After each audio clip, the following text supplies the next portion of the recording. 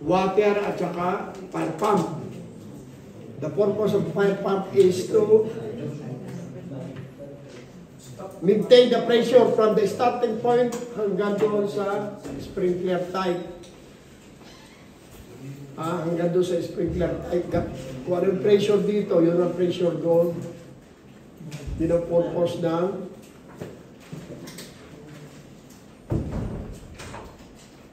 fire pump para ma-maintain yung pressure. Now, susunod, refrigeration, storage.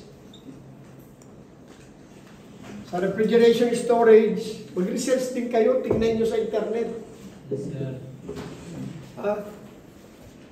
Calculation, yung heat load calculation. Storage, ano yung temperature na kailangan sa bawat room. Halimbawa, sa vegetable, sa fish, sa meat, wet products, o kaya doon naman sa vegetable. Kayong gagawa ng design nyo. Mag-research kayo.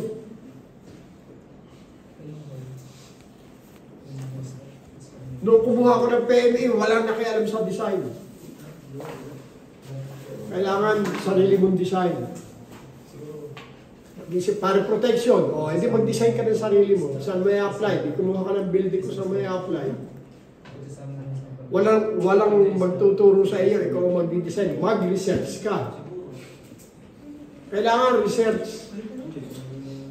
Susunod.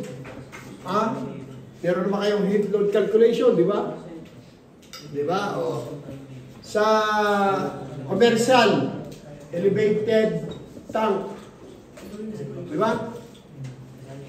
Pwedeng pang mall, pwedeng pang hospital, pwedeng pang subdivision, pwedeng bahala kayo sa buhay nyo. Kung saan nyo gagamitin. Elevated tank, meron namang problem, sundan nyo yung problem, ano ko kumpitin? Hindi yung specification ng pumps. Di ba? Katulad ng computation natin.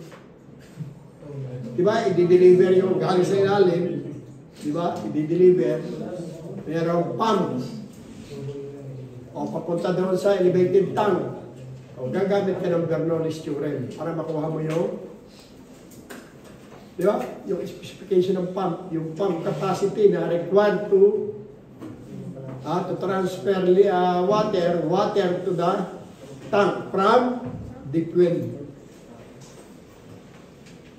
Mag-research naman kayo. 3 linggo na lang, simula ngayon.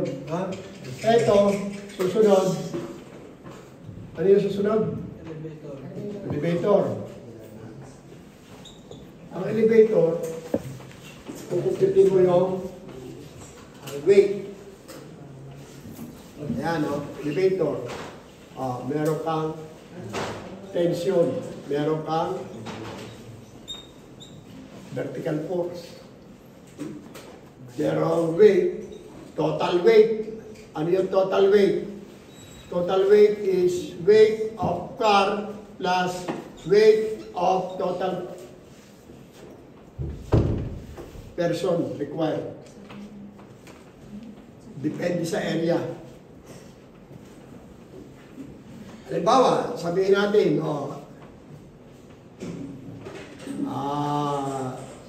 yung approximate weight ng elevator, 1,500 kg. Ilang tao yan? Diba? Kung magkukompute ka, gamitan mo ng dynamics, physics, o merong acceleration. Okay? Yung F is equal to MA. Gamitan nyo ng dynamics. Palalapasin nyo yung specs ng motor. Tension, tapos may motor. Apply mo ng machine design. May pulley. May pulley. may kable. Mag-research naman kayo, hindi yung puro ako na aasa kayo sa akin, design yan eh. When I was a student like you, wala nagturo sa pag-design namin, wala. Bahala ka sa buhay mo, mag-research ka. Libro, hindi pa ako sa internet noon. Ngayon, internet na, nasa internet lahat yan. Tandaan nyo lang yung sinabi ko. I-type mo lang yung lalabas eh.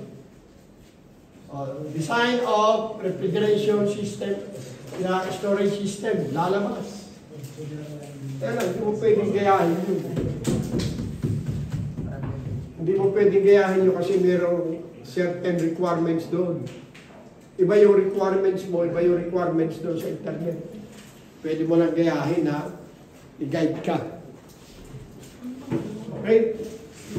Problem solving na tayo.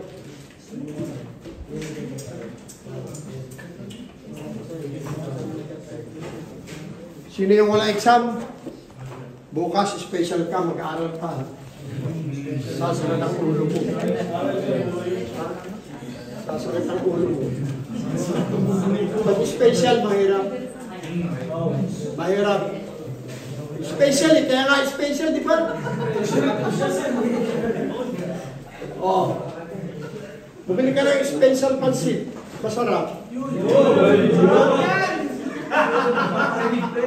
Pag-exam, mahirap. Special exam eh, mahirap.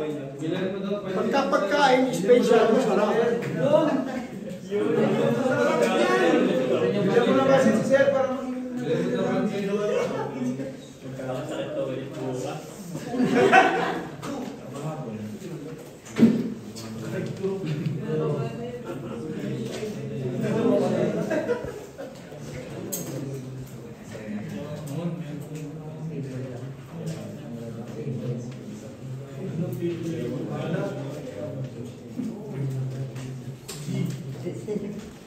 Okay.